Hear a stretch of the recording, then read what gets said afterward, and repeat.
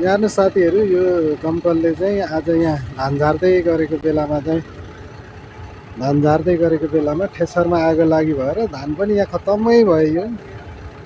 यो चाहिँ ठेसरहरू त्यहाँ चाहिँ ट्र्याक्टर ठेसरै चाहिँ यस्तो भइरहेछ, आगो मारिराखेको छ यहाँ चाहिँ।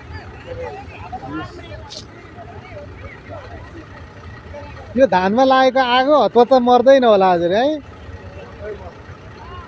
कोट्याउनु पर्यो मान्छेहरू, त्यही त नि।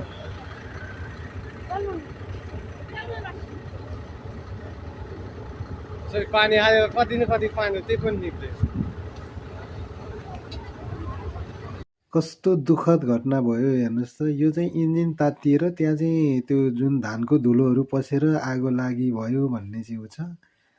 कस्तो दुःख लाग्यो, धेरै धानहरू पनि खरानी भयो। अब गाडी चाहिँ ध्वस्त भयो। हेर्नुहोस् त कस्तो दुःख लाग्यो हजुर।